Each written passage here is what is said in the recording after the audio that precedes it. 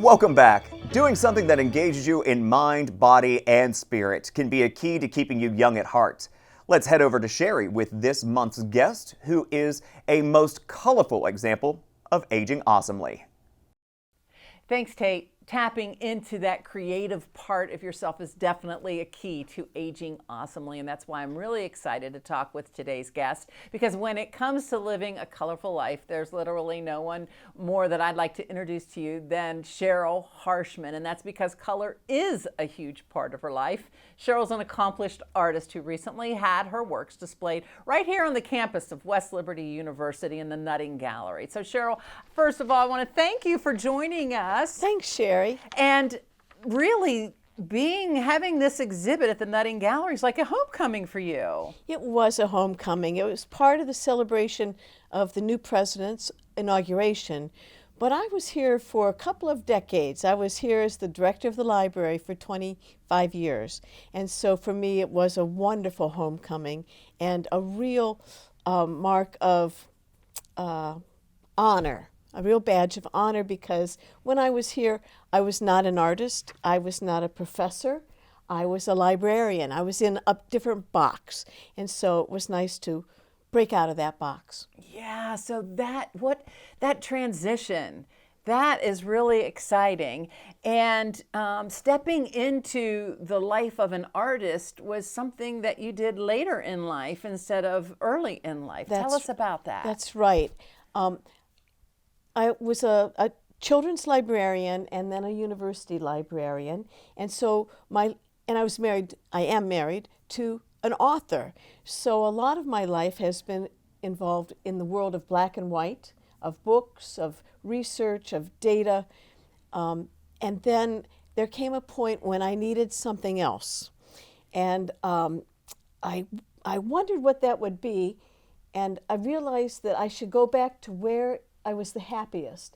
And that was when I was a little girl and I was doing a lot of sewing. There was a time in my life when I made all my own clothes and I won prizes at the Ohio State Fair and so forth.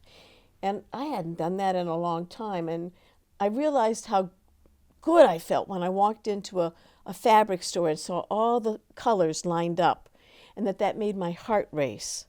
And I thought, what's that about? Well, you've already nailed it. It's about color, and that really affects me, and it was missing from my black and white world, my world of words and data and information.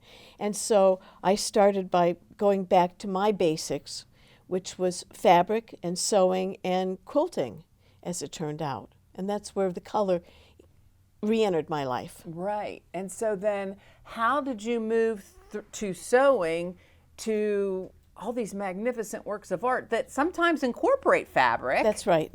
I realized that I did not want to be a quilter, because a real quilter has straight seams and all the corners match and everything is very precise. Yeah. Lots of mathematics involved, and I was more of a woo, just throw it together kind of person. And I found out that there were some art quilts made that way, and a couple of them were in my show, the art quilts, which I didn't have to have everything matchy-matchy. And that opened up one door after another, and I would take some workshops, and of course the internet helped, because you see all manner of things. I've always loved going to museums, to art museums, and so I kept looking and looking for things that I wanted to try. Okay, and so now how would you describe your art? Well, I'll tell you about my studio. It's in my unfinished basement, and it's a big, long, unfinished basement, and I have the washing machine and dryer on one end and the sewing machine and all the clean fabrics on that end. And on the other hand, I have paint and clay and plaster and brushes, and I try and keep the two separate, but they keep coming together. And sometimes there's fabric in my paint, sometimes there's paint in my fabric, and I think I try to be fearless in my creating. It's like I never went to art school. I went to library school. And so I didn't learn any of the right rules and regulations of how to paint or how to be an artist. And so, being a bit of an imposter, I don't know the rules. So I make it up, or I say, what if? What if that would happen? If I put these together, what would happen? Well, I can't ruin it. It's already ruined. Let me try again. So I think that curiosity and that what if is what gets me going. That is amazing. So you talked about like imposter. Was age part of that feeling too, of I'm too old for this? Do you think that fueled the progression of this? Hey, you know what? Let's just try this. Or do you think it was something that held you back? I think that the age, well, as it rapidly increases, it's really pushing me forward. It's like I wasted those first 45, 50 years. Well, I didn't waste them. I was doing other things, and a lot of them were creative. But I don't have a lot of time to worry about doing this properly or that properly, and there's so many new things to try. And what I found out is that a lot of women of a certain age, maybe after childbearing, maybe after a career, we all find out that we have these creative juices that we didn't get to use yet, or we've been forced to put on a back burner to take care of all those other needs in our lives. And so don't stop me now. I'm just getting started with this creative stuff. And there are lots of new and different ways to make art. And I'm going to try as many as I can. Okay, so there's been there's been some hiccups along the way with, you know, the pandemic, which has influenced the way you do art, and then also health issues that have helped you, that have influenced your art too. That's right. I've had a couple of heart issues. I've had 2 open heart surgeries, and the second one was really a dark time and a hard time to recuperate from, because so much work was done on my heart. And of course, I always see it as sort of a metaphor of it's the heart, it's the pump, it's the thing that keeps things going. But metaphorically, it's also who I am, and my soul, and my love, and all those other metaphors that are apt. So I made I call it my big ugly, big ugly painting. It's about 5 feet wide, and it's now at Stifle in the Cross Currents. But it was ruined. It was a ruined piece of paper, and I just thought, I have to start again. I just have to get myself back in. I have to heal my metaphorical heart, my emotional heart, as well as going to heart therapy. And so I just started painting. And, well, folks can go to Stifle and see it. It's upstairs. But there are these images that came forward. There were 5 people in my painting, and I had no intention of putting people in a painting because I can't draw people. But they came forward, and I thought it meant something, but I mean, I didn't know what it meant, but it must have meant something. And I had a dear friend say, "Oh, Cheryl, that's you. That's you coming out of this terrible year."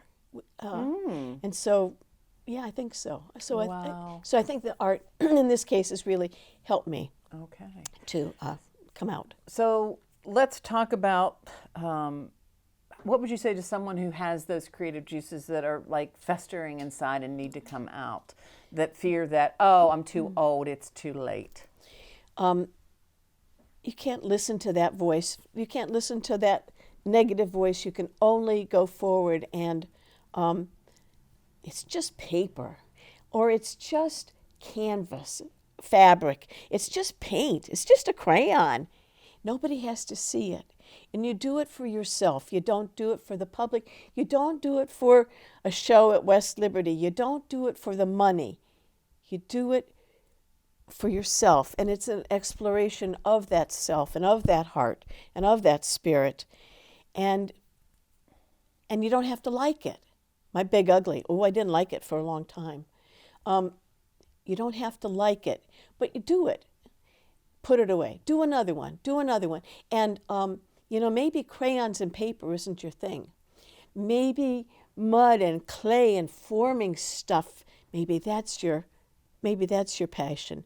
Maybe putting fabrics together, maybe that's your passion.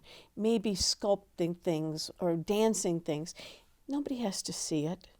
It's for you, and it's the time of your life when it should be just for you and just for the love of being alive, because one of the things about aging is you have to look at your own immortality, and you look at it squarely and say, hey, thank goodness I'm still here.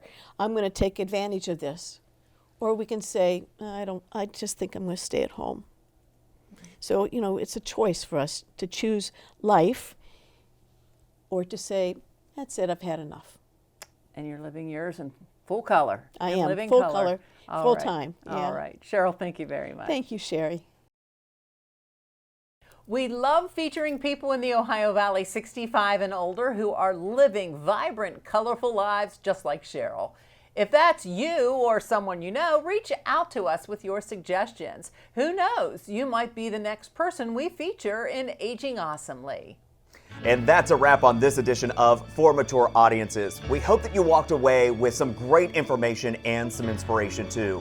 Remember, our goal is to keep you in the know of issues and services that relate to people as they age. So if there is a particular subject or topic that you would like to see us cover, just send us an email. We would love to hear from you. Thanks for watching, everyone. We'll see you again next month.